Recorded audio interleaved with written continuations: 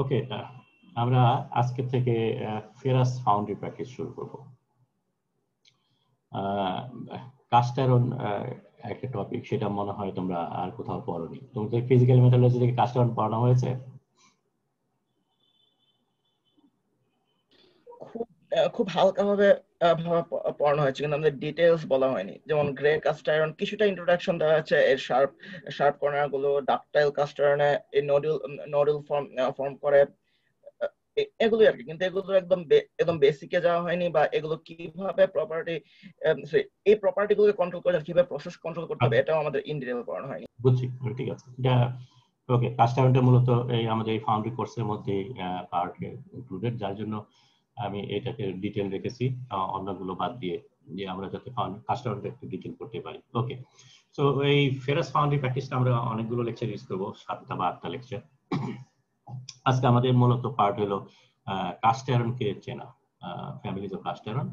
এটার জন্য যদিও আমি একটা বই, এভনারের একটা বই আছে, আমি খুব একটা পছন্দ করি না, because that is for non metallurgist, not for metallurgist. But to some extent, this book is useful because in simple language, it explains everything. So, as a beginner's course হিসেবে তোমরা এভনারের বইটা দেখতে পারো। আর কাস্টিং রিলেটেড ইস্যুগুলো ডিল করা হবে এই হাইন লোপার principles of metal casting বই থেকে। সো ফিজিক্যাল মেটালজি দেখতে গেলে তোমরা এনি কাইন্ড অফ ফিজিক্যাল মেটালজি বই দেখতে পারো। কাস্টিং ইস্যুগুলো আমরা হাইনের বই থেকে দেখবো। ওকে, সো আমাদের আজকের পার্টের মধ্যে যে থাকবে সেটা হলো কাস্ট আয়রন পড়ার আগে আমরা একটু দেখতে যাবো।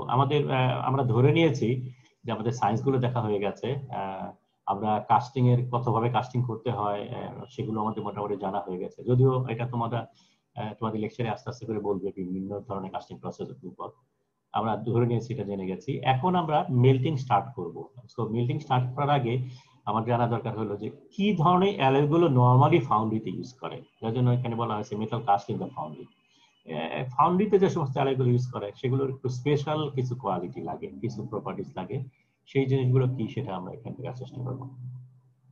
দেন will discuss on cast iron, families of cast iron. অনেক ধরনের কাস্ট আয়রন আছে, তাদের স্ট্রাকচারাল ডিফারেন্স গুলো দেখার চেষ্টা করব, কেমিক্যাল কম্পোজিশনের ভেরিয়েশন দেখার চেষ্টা করব, and then solidification process using physical metallurgy, যে ফেজ ডায়াগ্রাম যেটা আছে সেটা দেখে, এবং ফাইনালি কিছু প্রপার্টিজ এন্ড অ্যাপ্লিকেশনস আলাপ করব। So this is a general topic on cast iron. Okay, so আমরা যে সমস্ত ম্যাটেরিয়াল ইউজ করে থাকি, সব ম্যাটেরিয়াল আমরা ফাউন্ডারিতে তৈরি করি না। ফাউন্ডারিতে যদি কমপ্লেক্সিটি লাগে কোনো একটা অবজেক্টের, তখন আমরা ফাউন্ডারির দ্বারস্থ হই। Otherwise we tend two prefer deformation process, for example rolling etcetera etcetera, machining.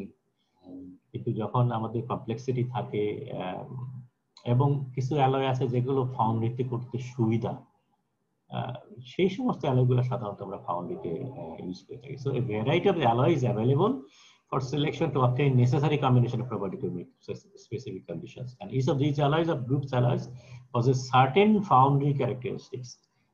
Certain foundry characteristics না হলে এগুলো সাধারণত ফাউন্ডারিতে অ্যাপ্লাই করা যায় না। ফর এক্সাম্পল, যদিও আমরা স্টিল বলি মোস্ট ভার্সাটাইল, এবং স্টিল ফাউন্ডারির কথা আমরা আলাপ করি, কিন্তু স্টিল ফাউন্ডারির তুলনায় cast iron foundry is wide, ব্যাপক, ঠিক আছে। এবং কাস্ট আয়রন হলো the most wide share of alloys যেটা ফাউন্ডারিতে ইউজ করা হয়। যদিও স্টিল সবচেয়ে বেশি ইউজ করা হয় দুনিয়াতে, কিন্তু সেই স্টিলটা ফাউন্ডারিতে ইউজ করা হয় না। ওকে, সো অ্যালয়গুলো যদি একটু ক্লাসিফাই করি, তাহলে আমরা ফেরাস ফাউন্ডারির মধ্যে আমরা দেখেছি স্টিল আছে। স্টিলের মধ্যে হাই অ্যালয় আমরা করতে পারি। High alloy for example stainless steel হতে পারে, লো অ্যালয় স্টিল আছে, অর্ডিনারি লো অ্যালয় স্টিল আছে, প্লেন কার্বন স্টিল তো কমন আছে। এছাড়া কাস্ট আয়রনের মধ্যে কয়েকটা ভ্যারাইটি আছে। মোস্ট কমন ভ্যারাইটিস হলো grey iron. By the way, আমরা কোনো কোনো ক্ষেত্রে গ্রে কাস্ট আয়রন বলি, ডাকটাইল কাস্ট আয়রন বলি, আমরা এটাকে কমনলি গ্রে আয়রনও বলি। Grey iron, ductile iron, white iron, malleable iron, এছাড়া। সো কাস্ট শব্দটা থাকতে হবে আপনার সাইডে। So grey iron, ductile iron, white iron and malleable iron, এই 4 ধরনের কাস্ট আয়রন আমরা কমনলি ইউজ করে থাকি। যদিও নানান ধরনের ভ্যারাইটিস আছে, একটু পরে আমরা দেখব। নন ফেরাসের মধ্যে আমরা কমন যে সমস্ত অ্যালয় ফাউন্ডারিতে ইউজ করে থাকি সেগুলো হলো aluminium base, magnesium base, copper base আছে, জিঙ্ক বেস আছে, lead base, nickel base, tin base আছে, and certain miscellaneous alloys আছে। সো প্রথম দুইটাকে লাইট মেটাল বলে। যদিও লাইট মেটালের মধ্যে একটা ইম্পর্টেন্ট মেম্বার আছে, সেটা হলো টাইটেনিয়াম, কিন্তু সেটা ফাউন্ড্রিতে ইউজ করা হয় না। কথাটা ঠিক ভুল বললাম, ফাউন্ড্রিতে ইউজ করা হয় কিন্তু ভেরি স্পেশালাইজড ফাউন্ড্রি, এবং তার জন্য যে মেল্টিং সিস্টেম লাগে ডিফারেন্ট কাইন্ড অফ সিস্টেম, ঠিক আছে, যার জন্য এটাকে কমন অ্যালয় হিসেবে আমরা এখানে ইউজ করি, এই শব্দটা উল্লেখ করি না। সো কমন ফাউন্ড্রি অ্যালয়ের মধ্যে, লাইট অ্যালয়ের মধ্যে আছে অ্যালুমিনিয়াম এবং ম্যাগনেসিয়াম, এবং নিচের যে চারটা ভ্যারাইটি আছে সেগুলোকে সাধারণত হেভি আয়রন বলে, হেভি মেটাল বলে, heavy iron, heavy metal. So copper base, zinc base, lead base, and nickel base. Okay, foundry alloy select করতে গেলে পরে অনেকগুলো প্রপার্টি আছে। নরমালি আমরা অ্যালয় সিলেক্ট করার জন্য একটা ম্যাটেরিয়াল সিলেক্ট করার জন্য ইউজ করে থাকি। তার মধ্যে কিছু গ্রুপে ফেলেছি এখানে, যেমন cost, corrosion resistance, strength, toughness, weight. This are the general properties. Special প্রপার্টির মধ্যে আছে কাস্টিং প্রপার্টিজ। এখানে উল্লেখ করার বিষয় সেটা হলো melting point, fluidity, mode of solidification, shrinkage, etc. So these are the common properties যেগুলো ultimately decide করে কোন অ্যালয়টা ফাউন্ড্রিতে ইউজ করা যাবে। Melting point, okay, melting point as low as possible হলে আমাদের জন্য সুবিধা। Fluidity must be very high. Mode of solidification, okay, যদিও বিভিন্ন ধরনের মোড অফ সলিউশন ইউজ করা যেতে পারে, কিন্তু we tend two prefer skin, কি বলে এটাকে, স্কিন ফ্রিজিং বেস অ্যালয়, অর্থাৎ একটা টেম্পারেচার মেল্ট করে, তাহলে পরে এতে ফ্লুইডিটি বেটার থাকে। শ্রিঙ্কেজ, এটা ওয়াইড ভ্যারাইটিতে থাকে। High and low temperature properties আছে, electrical property, susceptible to heat treatment, তার মানে কিছু অ্যালয় আছে হিট ট্রিটমেন্ট করে প্রপার্টি এনহ্যান্স করা যায়। স্পেশাল প্রপার্টি রিকোয়ারমেন্ট যেমন ওয়্যার, মেশিনেবিলিটি, এটসেট্রা এটসেট্রা। এছাড়া আরো কতগুলো প্রপার্টি আছে যেগুলো আমরা খুব একটা পরিচিত না, যেমন tradition, appearance, personal preference, sales effort for certain alloys. যে সেলস মানুষ আছে সে তোমাকে গসাইয়া দিল একটা অ্যালয়, ঠিক আছে। So this is the number 14। So personal preference কিছু অ্যালয় আছে, আমার এই অ্যালয়টা বেশি ভালো লাগে, সো আমি এটাই বেশি করে কমফোর্টেবল ফিল করি। অ্যাপিয়ারেন্স পুরো পার্টিকুলার পারপাসের জন্য দেখতে, golden colour for example, white colour for example. So colour একটা আছে। ট্র্যাডিশন, বাই ট্র্যাডিশন এই কাজটা করতে গেলে নরমালি এই অ্যালয়টা ইউজ করে। সো এই ধরনের ট্র্যাডিশন আছে, আমরা এগুলো সচরাচর দেখে থাকি। So this are the common properties. এবং তার মধ্যে ফাউন্ড্রি অ্যালয় সিলেক্ট করতে গেলে পরে কস্ট তো অবশ্যই আছে, স্ট্রেংথ, টাফনেস, ওয়েট, সেগুলো তো জেনারেল প্রপার্টির মধ্যে আছে, কিন্তু আমরা এই চারটা প্রপার্টি পার্টিকুলারলি ইন্টারেস্টেড, সেটা হলো ফাউন্ড্রি গ্রেড অ্যালয়ের জন্য। Okay, now let's talk about foundry grade cast iron.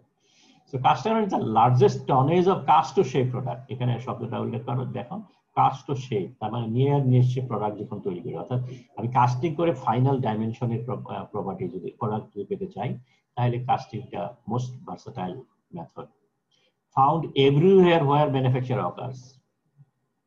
তোমরা জানো কিনা বাংলাদেশের সবচেয়ে বড় ফাউন্ড্রি কোথায় ছিল? কেউ বলতে পারবা কি সবচেয়ে বড় ফাউন্ড্রি কোথায়? আপনি বলছিলেন স্যার আদমজি জুট মিলের captive foundry. Exactly, Adamjee jute মিলের সবচেয়ে বড় ফাউন্ড্রি। সো যেখানেই ম্যানুফ্যাকচারিং হয়, সেই ম্যানুফ্যাকচারিং ইন্ডাস্ট্রিতে কিছু না কিছু ফাউন্ড্রি কাজ চালানোর জন্য একটা ফাউন্ড্রি থাকে, ছোটখাটো বড় বড় যাই বলো না কেন। The demand of iron casting based on nature of cast irons or engineering material and their economic cost advantage. So iron casting টা most versatile castings সব জায়গায় ইউজ করা হয়, এবং this is the one of the most common alloy যেটা ফাউন্ড্রিতে use করা হয়। যদিও মোস্ট কমন অ্যালয় সারা দুনিয়াতে ইউজ করা হয় সেটা হলো স্টিল, লার্জেস্ট টনেজ। তবে আমরা জানি যে লার্জেস্ট টনেজ স্টিলের মধ্যে ফাউন্ড্রিতে ইউজ করা হয় না, বরং রড বানাতে বেশি ইউজ করা হয়, শীট বানাতে বেশি ইউজ করা হয়। And this are not foundry product, ঠিক আছে। ফাউন্ড্রি প্রোডাক্ট হলো একটা প্রোডাক্ট, এক্সাক্ট প্রোডাক্ট তৈরি করার জন্য যেটা ইউজ করা হয় সেটা হলো foundry. Okay, have tremendous range of properties at low cost, strength and hardness, wide variety available. আর মনে হয় স্টিল ছাড়া আর কোনো অ্যালয়ের মধ্যে এত ভেরিয়েশন সম্ভব না, by changing the composition, changing the structure, changing heat treatment, wear and abrasion resistance, machinability, very good machinability, corrosion resistance, very good corrosion resistance. So এই ধরনের tremendous usability property কারণে cast ironটা সবচেয়ে বেশি ইউজ করা হয়।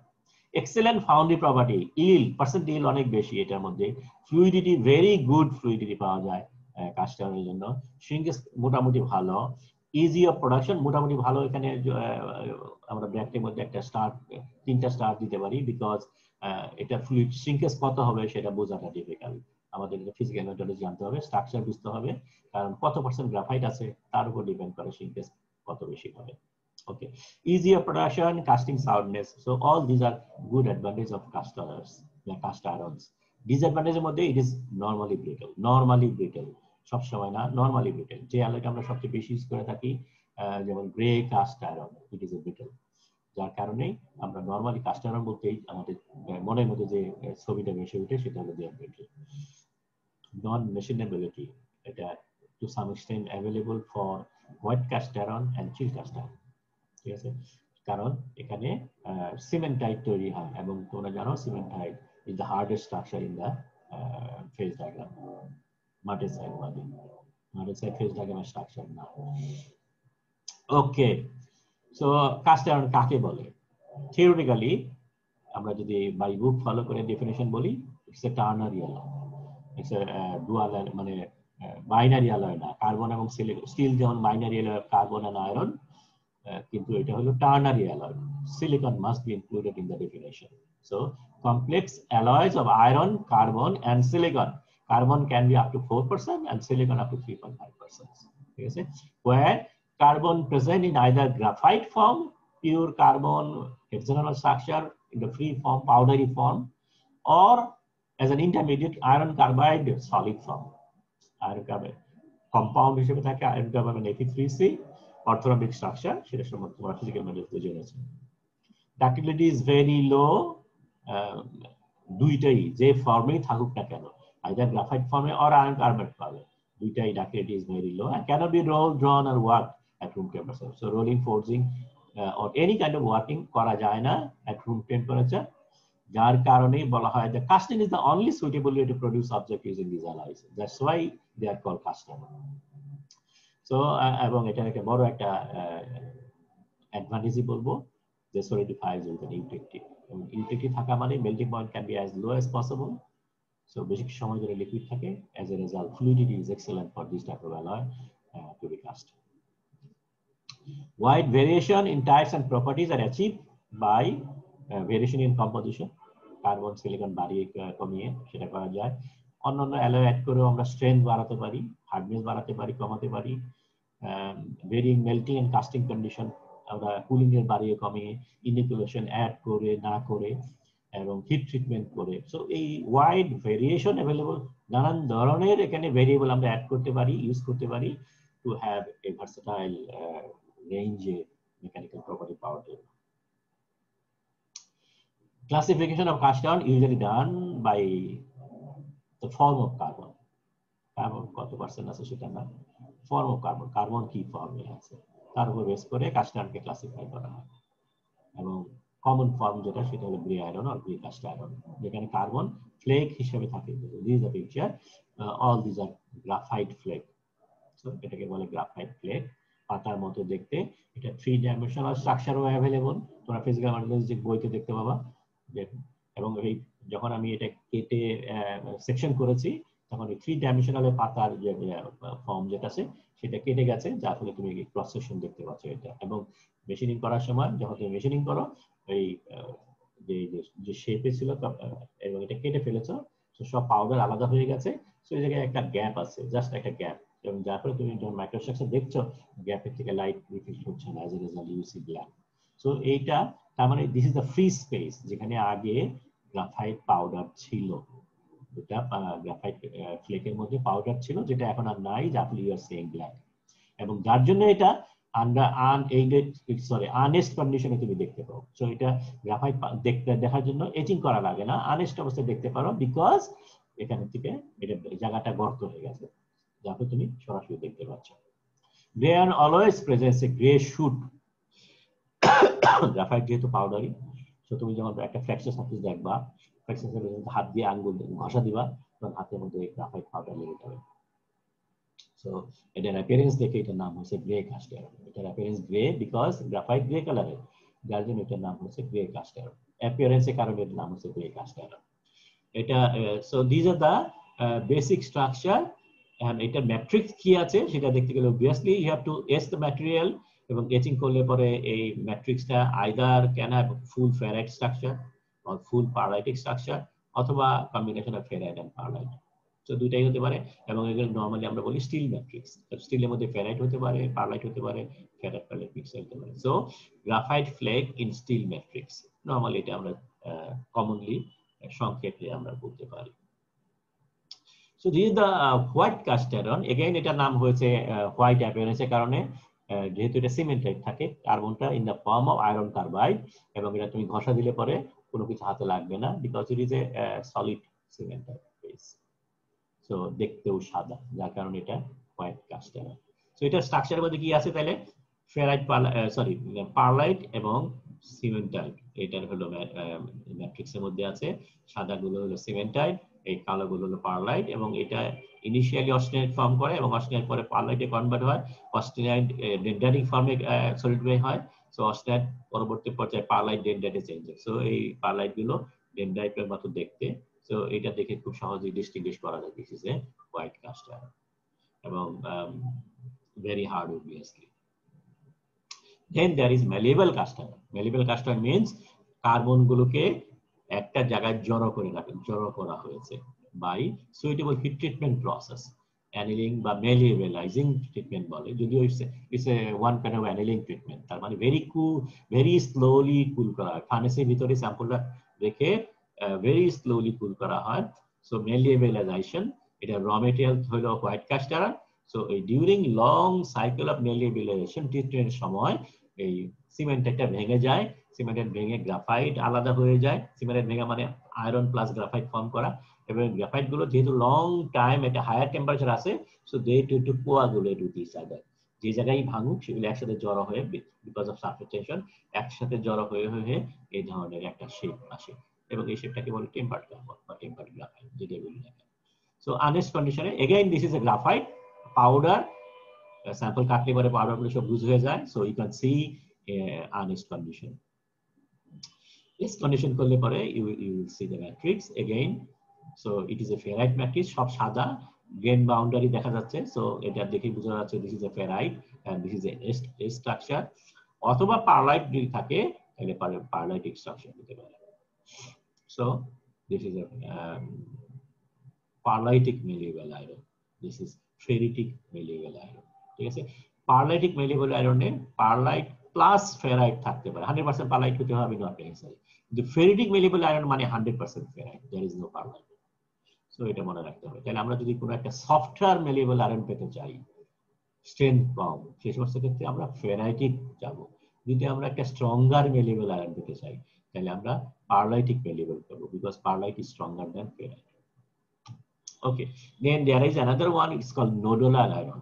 Okay, by the way, এখানে malleable iron এটা নাম কেন হলো? Because initially কাস্ট আয়রন যেটা তৈরি হতো, দুইটা কাস্ট আয়রন হতো, একটা হলো হোয়াইট কাস্ট আয়রন, একটা হলো grey cast iron. Grey cast iron very brittle, white cast iron very brittle. As a result কিন্তু এটার অনেক অ্যাডভান্টেজ আছে। অ্যাডভান্টেজ মধ্যে এটা করোশন রেজিস্ট্যান্স খুবই ভালো, এটার স্ট্রেংথও খুব একটা খারাপ না, এবং তার অন্যান্য প্রপার্টি গুলো খুবই ভালো। অ্যাজ এ রেজাল্ট শুধু একটাই দুর্বলতা, সেটা হলো এটা ductility almost zero. So to some extent যদি ডাক্টিলিটিটাকে একটু ভালো করা যায়, তাহলে এটা ভালো অ্যাপ্লিকেশন হতে পারে।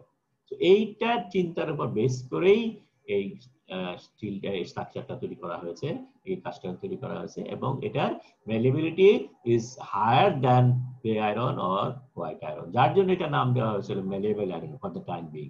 ওই সময়ে malleable iron সবার আগে এসেছে, ডাক্টাইল আয়রন অনেক পরে এসেছে, ডাক্টাইল iron history about 30-40 years. So malleable iron যেহেতু প্রথমে এসেছে, এবং এটা হোয়াইট কাস্ট আয়রন বা গ্রে কাস্ট আয়রন হচ্ছে বেশি malleable, যার জন্য এটা নাম হচ্ছে malleable iron। ওকে, nodular iron nowadays এটা দিয়ে the most malleable iron, malleable iron-এর চেয়েও এটা বেশি malleable and strength better. So এটা নোডুলার কাস্ট আয়রন নাম দেওয়া হয়েছে because of the shape of the carbon, এটা নোডুল ফর্মে থাকে, রাউন্ড স্ফেরিক্যাল পার্টিকেল, বলের মতো পার্টিকেল থাকে। বল মানে যে একদম পারফেক্টলি গোল হবে তো নট নেসেসারি, টার্গেট থাকে যত গোল করা সম্ভব, পারফেক্টলি স্ফেরিক্যাল হলে এক্সেলেন্ট, কিন্তু যদি এটা কাছাকাছিও হয় অসুবিধা নেই, আমরা পরে দেখবো এটা কিভাবে এফেক্ট করে। এটা অনেক নাম আছে, এটাকে নোডুল আয়রন বলে according to the size of the graphite, অথবা এটাকে ডাকটাইল আয়রন বলে because it is more ductile, spheroidal graphite আয়রনও বলে কারণ গ্রাফাইটটা স্ফেরয়েড ফর্মে, যার জন্য এটাকে স্ফেরয়েডাল গ্রাফাইট আয়রন বলে। তো অনেকগুলো নাম আছে এটা। A large proportion of its carbon occur as regular spheroids or nodules. Small percentage of magnesium, cerium or other agents commonly added in specially prepared liquid iron. So দুটা common জিনিস, দুটো important জিনিস। একটা হলো যে ব্রেকাস্ট আয়রনের সাথে এই অ্যালুটা তফাৎ হলো, ব্রেকাস্ট আয়রন কাস্টিং যদি তুমি করো তাহলে এটা কার্বনটা গ্রাফাইট ফর্মে হয়ে যায়, গ্রাফাইট মানে এটা পাতার মতো হয়ে যাবে। কিন্তু এই যে এটা গোল করতে যদি হয়, গোল করার কারণ মানে গোল করার জন্য কিছু অ্যাডিটিভস দিতে হয়, যেটা হলো one of the most common additive is magnesium.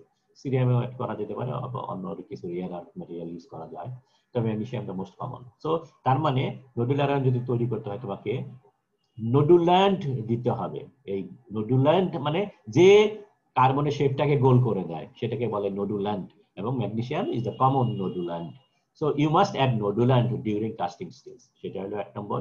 দুই নম্বর হলো you must have a specially prepared liquid iron, কারণ আয়রনটাকে যদি স্পেশালি প্রিপেয়ার না করো তাহলে পরে তোমার নোডুলার নাও হইতে পারে। কেন? বিকজ ফর এক্সাম্পল যদি তোমার লিকুইড আয়রনের মধ্যে সালফার বেশি থাকে তাহলে পরে ম্যাগনেসিয়াম যেটা দিচ্ছ, ম্যাগনেসিয়ামের অ্যাফিনিটি সালফারের প্রতি বেশি। অ্যাজ এ রেজাল্ট ম্যাগনেসিয়ামের যে মেইন পারপাস এটাকে গোল করে দেওয়া, এবং তার জন্য free magnesium must be there in the liquid স্টেজে, ফ্রি ম্যাগনেসিয়াম থাকতে হবে।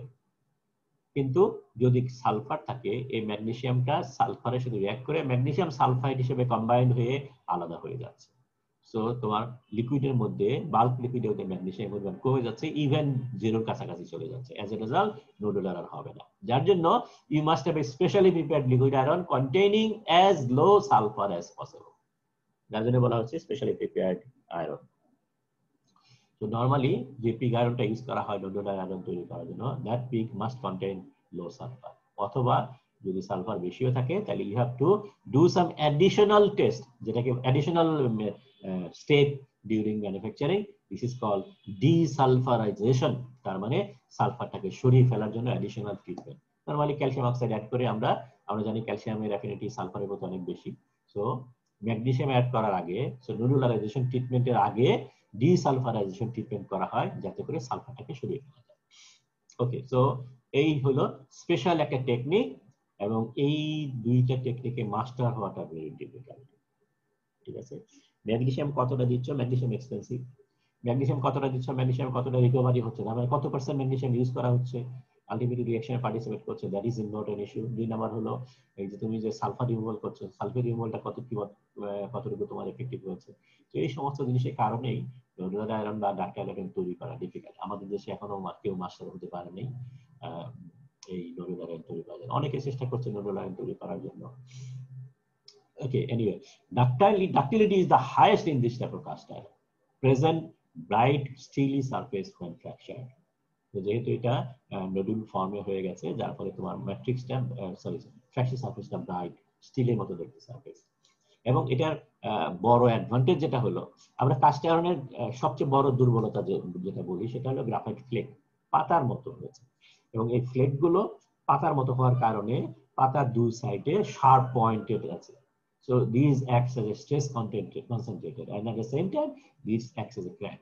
ঠিক আছে, সো গ্রাফাইটটা ক্র্যাকের মতো কাজ করে। সো এই ক্র্যাকটা যদি দূর করতে পারি, তার মানে এটাকে যদি সামহাউ গোল করে দিতে পারি, তখন এটা ক্র্যাকের প্রপার্টি থাকবে না। সো এটা তখন ক্র্যাক ইনিশিয়েটর হিসেবে কাজ করবে না, স্ট্রেস কনসেন্ট্রেটর হিসেবে কাজ করবে না। সো এইটা যদি করতে পারি তাহলে I can have the properties of steel, because ব্যাকগ্রাউন্ডে কি আছে, ব্যাকগ্রাউন্ডে বেসিক্যালি স্টিল আছে, ফেরাইট পারলাইট, স্টিলের ফেরাইট পারলাইট স্ট্রাকচার, ব্যাকগ্রাউন্ডে ফেরাইট পারলাইট স্ট্রাকচার আছে। এই ব্যাকগ্রাউন্ডের প্রপার্টি আমরা নরমালি পাই না, কারণ graphite is the controlling or dominating structure. So গ্রাফাইটটাকে যদি আমি নালিফাই করে দিতে পারি, কিভাবে, এটাকে গোল করে দিতে, তাহলে পরে আমি স্টিলের প্রপার্টি পেতে পারি। At the same time cast আয়রনের প্রপার্টি পেতে পারি। সো কাস্ট আয়রনের প্রপার্টি কি? Excellent corrosion resistance property, excellent wear resistance property, excellent machinability. So এই সব প্রপার্টি গুলো স্টিলের প্রপার্টির সাথে যোগ হচ্ছে। So it becomes a super alloy.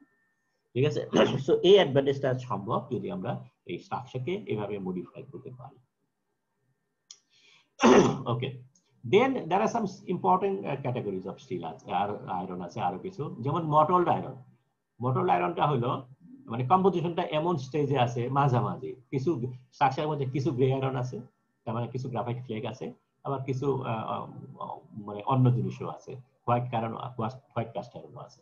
So তুমি ফেরাইট পারলাইটও পাবা, পারলাইট সিমেন্টেডও পাবা, এট দ্য সেম টাইম গ্রাফাইটও পাবা। So this is called mottled iron. তার মানে তোমার কম্পোজিশনের ঠিক মতো অ্যারেঞ্জ করা হয়নি, কাস্টিং টেকনিক ঠিক মতো সেট করা হয়নি।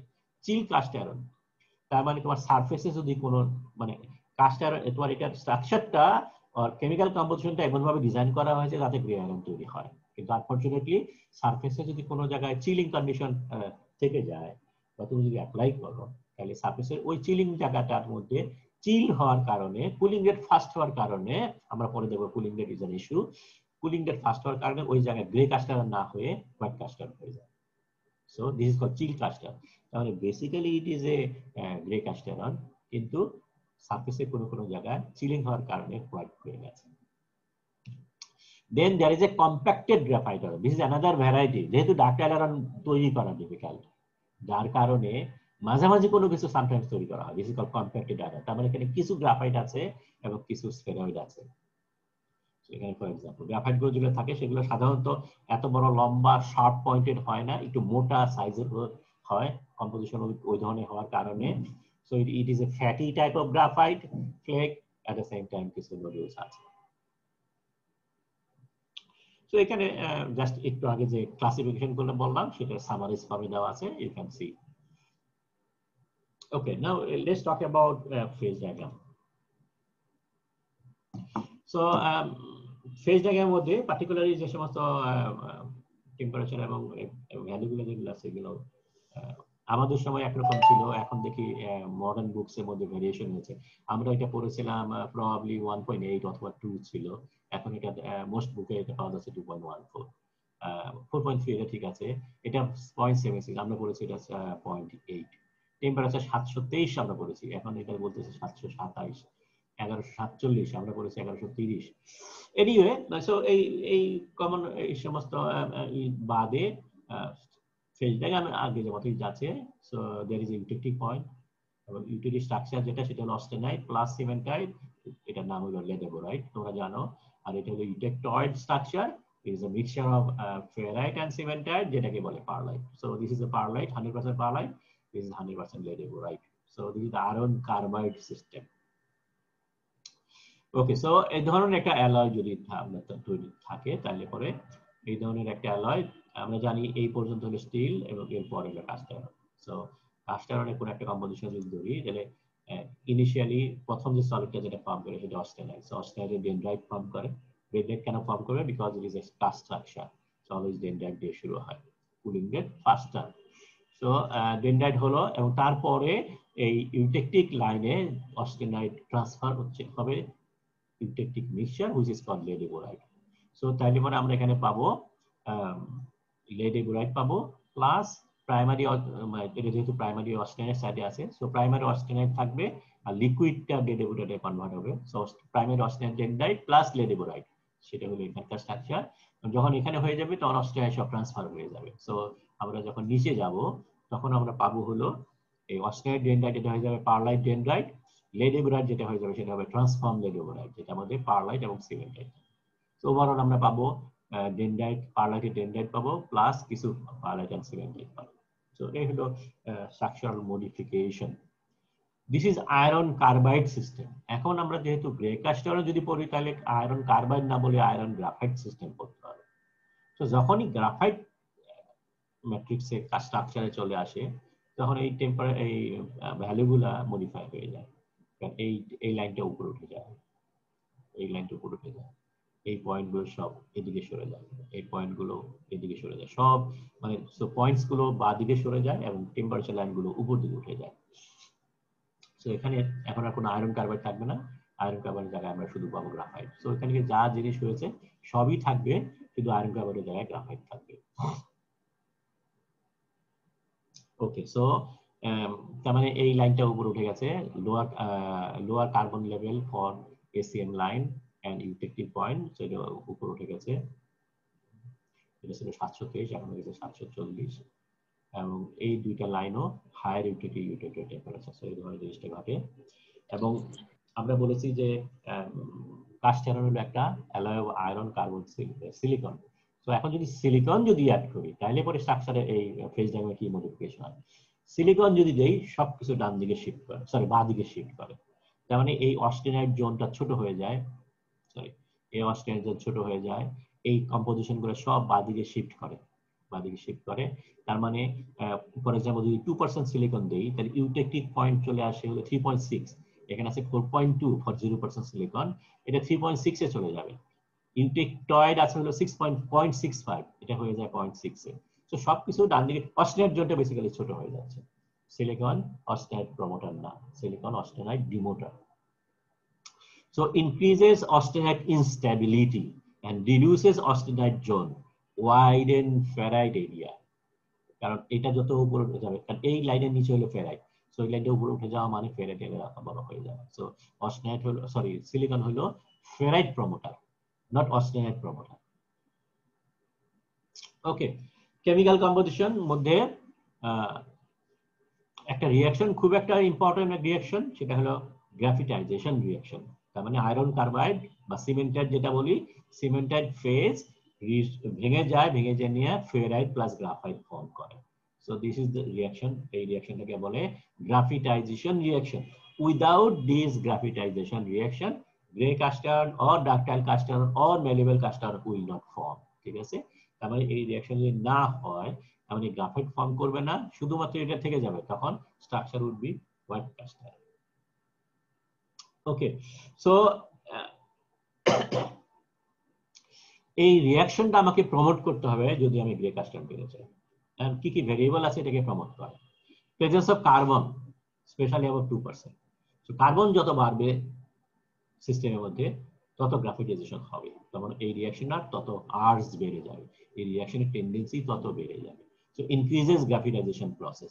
প্রেজেন্স অফ সিলিকন একইভাবে, সিলিকন যত বেশি থাকবে ম্যাট্রিক্স এর মধ্যে, লিকুইডের মধ্যে, তত বেশি গ্রাফিটাইজেশন হবে। তাহলে দুটো আমরা ইম্পর্টেন্ট পয়েন্ট পেলাম ইন কম্পোজিশন। তুমি যদি গ্রে কাস্ট আয়রন পেতে চাও তাহলে তোমার অ্যালয়ের মধ্যে কার্বন বাড়াতে হবে, সিলিকন বাড়াতে হবে। আদার এলিমেন্ট হেল্পিং গ্রাফিটাইজেশন, তার মধ্যে হলো কমন হলো কপার এবং নিকেল। তার মানে তাহলে চারটা এলিমেন্টের কথা আমরা আলাপ করতে পারি। একটা হলো carbon, the most strong influence, তারপরে সিলিকন, তারপরে কপার, তারপরে নিকেল। এই চারটা হলো এই গ্রাফিটাইজেশনকে হেল্প করে। তো তুমি যদি গ্রে কাস্ট আয়রন পেতে চাও তাহলে চারটা এলিমেন্ট সবসময় স্ট্রাকচারের মধ্যে অ্যালয়ের মধ্যে বেশি থাকতে হবে। এলিমেন্ট ইনহিবিটিং গ্রাফিটাইজেশন প্রসেস, যে এই রিঅ্যাকশনটা হতে দেয় না, সেগুলো হলো ম্যাঙ্গানিজ, মানে বাকি যে manganese, sulphur, phosphorus, chromium, vanadium, molybdenum etcetera etcetera.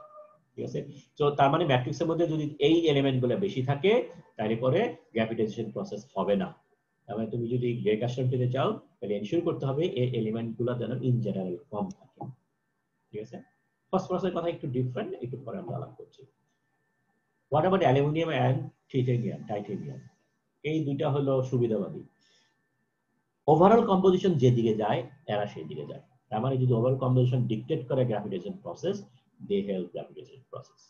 Overall composition যদি ডিকটেট করে গ্রাফিটেশন হবে না, তখন এই দুইটা এলিমেন্ট গ্রাফিটেশন হইতে বাধা দেয়। ঠিক আছে, সো এগুলোর বোথ ডুয়াল এফেক্ট আছে, গ্রাফিটেশন হইতেও দেয় না, depending on the composition.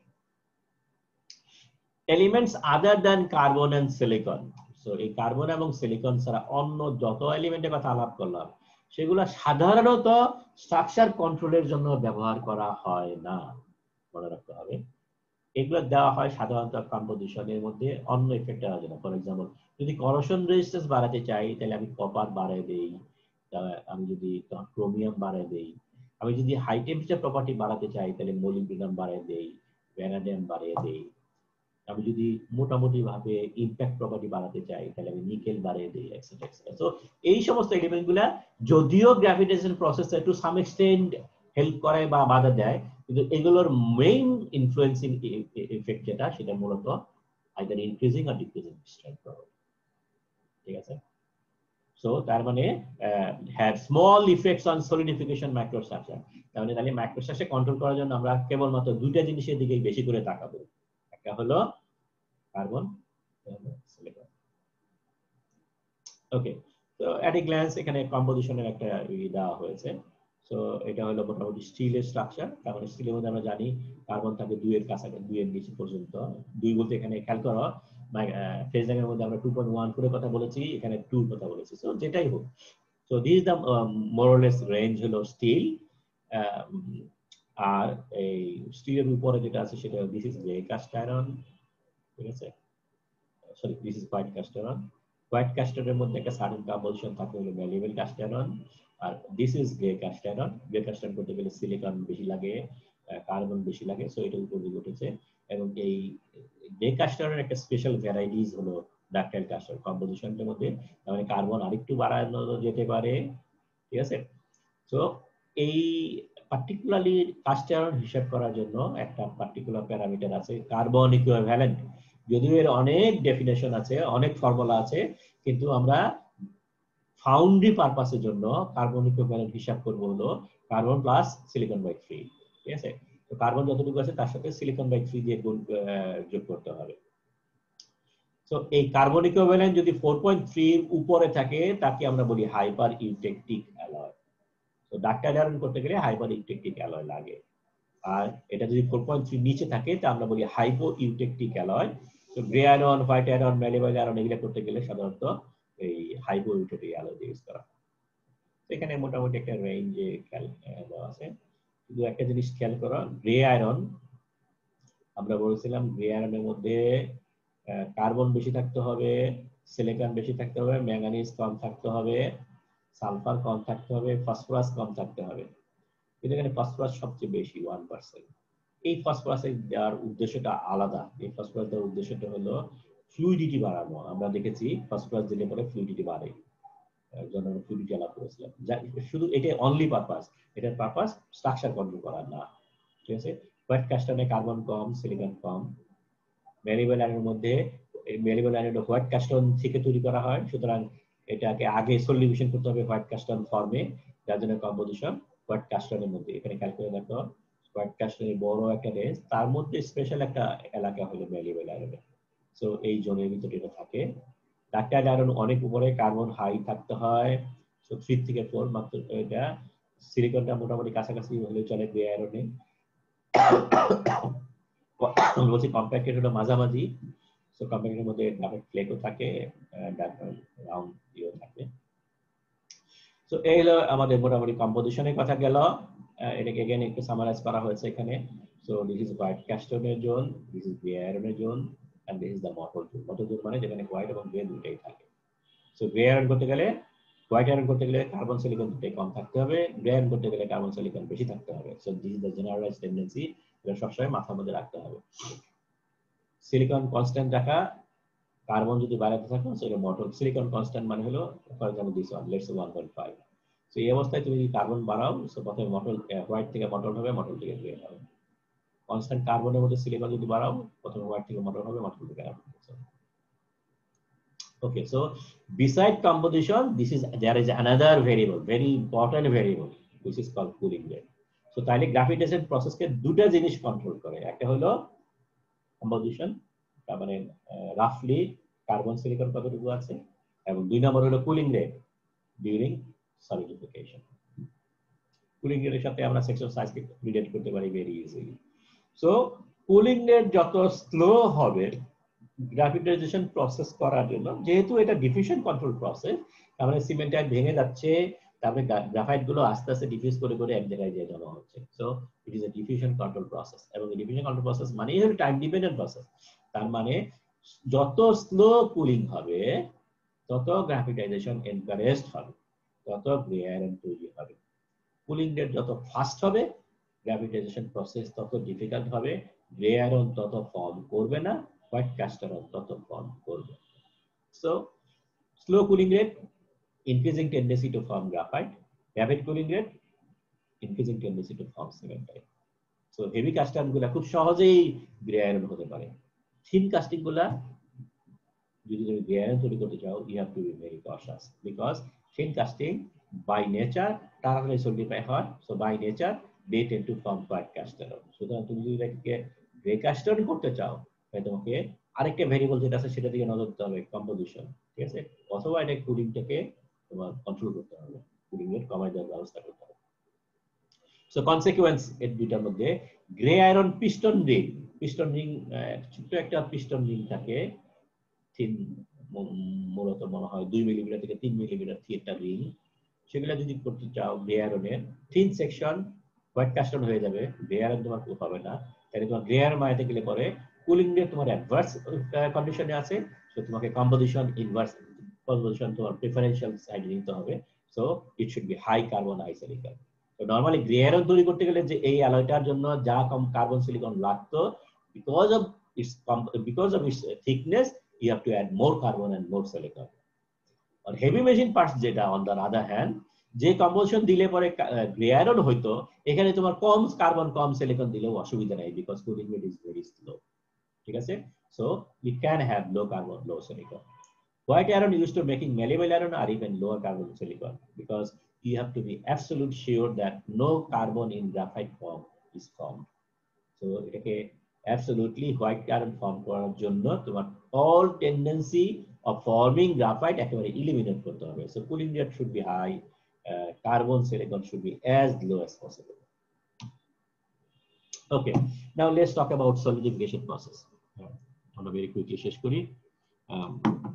Solidification প্রসেসের মধ্যে এখন সিলিকন যদি দেই, আমি একটা কথা বলেছি, কার্বন মানে কম্পোজিশন গুলো সব বাঁ দিকে শিফট করে, আরেকটা জিনিস করে, সেটা হলো আমরা ইউটেকটিক লাইন এবং ইউটেক্টেড লাইন যেটা বলেছিলাম 1140 বা 1147 এর কথা বা 1152 কথা বলেছিলাম, আসলে এটা একটা জোনে হয়ে যায়। তার মানে একটা লাইন তখন আর একটা লাইনে থাকে না, তখন আইসোথার্মাল লাইন হয় না, এটা একটা জোন অফ ইউটেকটিক ফর্ম করে অথবা জোন অফ ইউটেক্টয়েড ফর্ম করে। সো এটা হলো ইউটেক্টয়েড জোন, যেখানে এই ইউটেকটিক জোন, যেখানে ইউটেকটিক রিঅ্যাকশনটা হয় at a wide range of temperature. Similarly eutectoid জোনও একটা ওয়াইড জোনে হয়। তাহলে এখানে আমরা যদি একটা যে কোনো একটা কম্পোজিশন দেখি, ফর এক্সাম্পল এই অ্যালয়টার কথা চিন্তা করি, তাহলে ইনিশিয়ালি এই পয়েন্ট 1 এ অস্টেনাইট ডেনড্রাইট ফর্ম করবে। সো অস্টেনাইট ডেনড্রাইট দিয়ে শুরু হবে সলিডিফিকেশন, 2 এ যখন আসবে তখন অস্টেনাইট ডেনড্রাইট শেষ হয়ে যাবে, তখন শুধু অস্টেনাইট ডেনড্রাইট প্লাস লিকুইড থাকবে। এখন এই লিকুইডটা ইউটেক্টয়েড রিঅ্যাকশন করবে ডিপেন্ডিং অন তোমার ওখানকার আর্টস কেমন আছে, অর্থাৎ এখানে গ্রে কাস্টন করার মতো ফ্যাসিলিটি, অর্থাৎ গ্রে কাস্টন করার মতো অল সুবিধা তোমার এখানে আছে কিনা। যদি থাকে তাহলে ইউটেকটিক ফর্ম করবে, যে ইউটিটা হবে অস্টেনাইট প্লাস গ্রাফাইট, এবং তখন স্ট্রাকচারটা হবে গ্রে আয়রন আর নোডুলার আয়রন। আর যদি এরকম টেন্ডেন্সি গ্রাফিটেশন টেন্ডেন্সি না থাকে, তাহলে এটা ইউটেকটিক ফর্ম করবে, সেটা হলো অস্টেনাইট প্লাস সিমেন্টাইট, তখন হোয়াইট কাস্টন ফর্ম করবে। সো আসলে কাস্ট আয়রনটা হোয়াইট হবে না গ্রে হবে না নোডুলার হবে, এটা এই জোনের মধ্যেই কিন্তু সব শেষ হয়ে যায়, এই জোনের মধ্যেই আলটিমেটলি ডিসাইড হয়ে যায় এটা কি ফর্মিং হয়ে যায়। ওকে, সো 3 যখন ক্রস করলো তার মানে ইউটেকটিক ট্রান্সফরমেশন শেষ হয়ে গেল, and at the end of solidification, eutectic transformation শেষ হওয়া মানে সলিডিফিকেশন শেষ হয়ে গেছে। তো সলিডিফিকেশন শেষ হয়ে যাওয়ার পরে আমরা দুই ধরনের স্ট্রাকচার পাবো, আইদার অস্টেনাইট প্লাস গ্রাফাইট, মানে primer অস্টেনাইট, that is the permanent structure, so austenite, or either যদি গ্রাফাইট ফর্ম করে গ্রাফাইট হবে, অথবা সিমেন্টাইট ফর্ম করে cementite. So austenite plus cementite or austenite plus graphite এটা ফর্ম করবে, ঠিক আছে।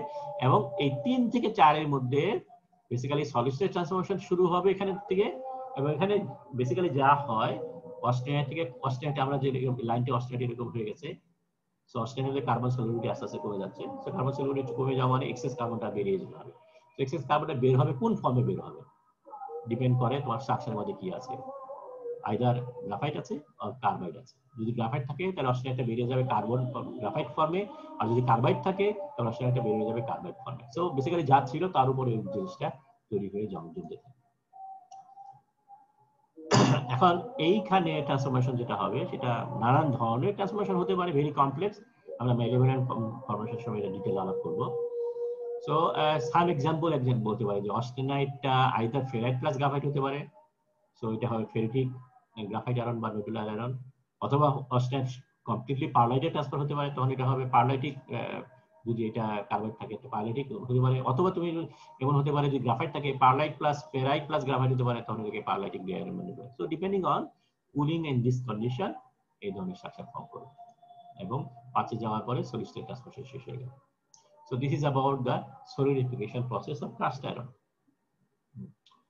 মনে হয় this is the last one. So মাইক্রোস্ট্রাকচারের কথা যদি চিন্তা করি, তাহলে আমরা বিভিন্ন ধরনের মাইক্রোস্ট্রাকচার পেলাম, white iron, mottled iron, chilled iron, grey iron, এবং এটা সলিডিফিকেশনের মধ্যেই শেষ হয়ে যাচ্ছে, এবং রুম টেম্পারেচার মাইক্রোস্ট্রাকচার রিফ্লেক্ট করে সলিডিফিকেশন যা ফর্ম করছে সেটার উপরেই, এবং প্রপার্টি আসলে ওই সলিডিফিকেশন স্ট্রাকচার উপরে ডিপেন্ড করে কি ধরনের স্ট্রাকচার হলো।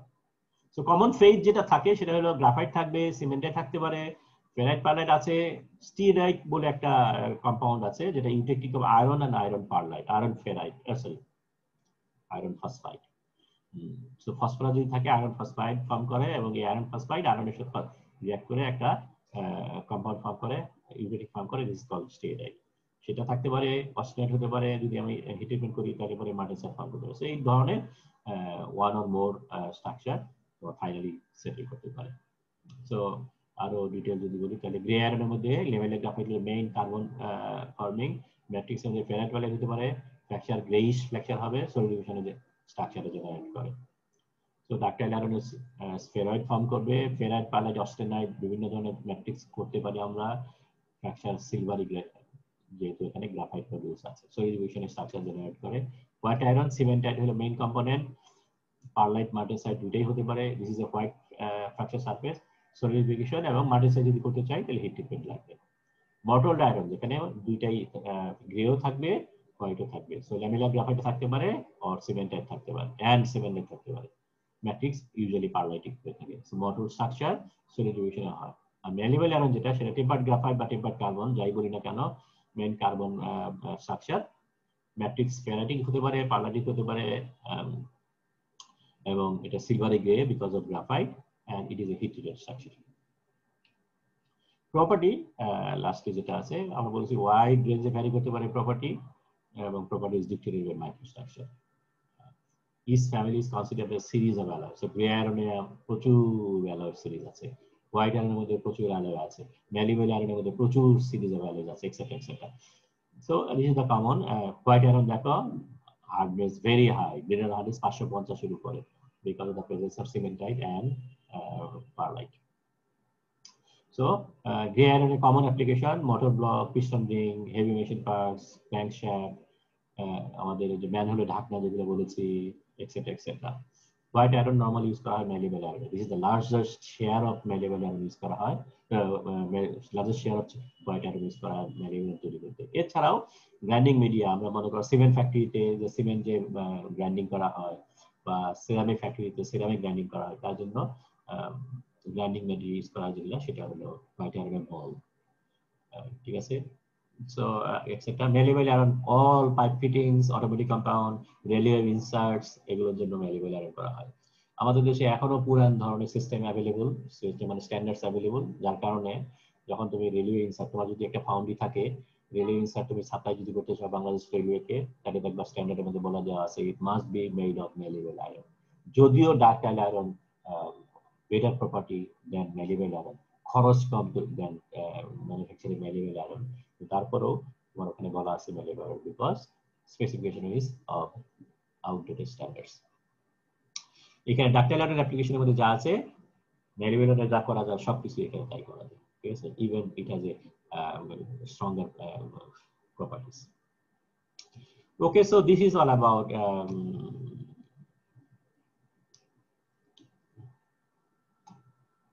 general classification of cast iron. কোনো কোশ্চেন যদি থাকে? স্যার, বলো। সিলিকন যখন অ্যাড করা হয় তখন সিলিকন কি করে গ্রাফাইটাইজেশনকে ইমপ্রুভ করে? সিলিকন এখন কিভাবে করে সেটা তো বলতে পারবো না। সিলিকন ইজ, এটা থাকলে পরে এই Fe3C-টা ভাঙার টেন্ডেন্সি বাড়ে। সে ডাইরেক্টলি পার্টিসিপেট করছে না ইন ব্রেকিং আয়রন কার্বাইড, তার মানে রিঅ্যাকশনটা এমন হচ্ছে না যে iron carbide plus silicon is equal to iron plus carbon plus silicon, এই ধরনের কিছু না। কিন্তু এটা থাকে ক্যাটালিস্ট হিসাবে কাজ করে, এটা ক্যাটালিস্ট হিসেবে কাজ করে to break the iron carbide. যত বেশি সিলিকন থাকবে তত এটা ভাঙার টেন্ডেন্সি বাড়বে। So okay, catalyst is one perfect way to explain it because they don't participate in the reaction but it enhances the reaction.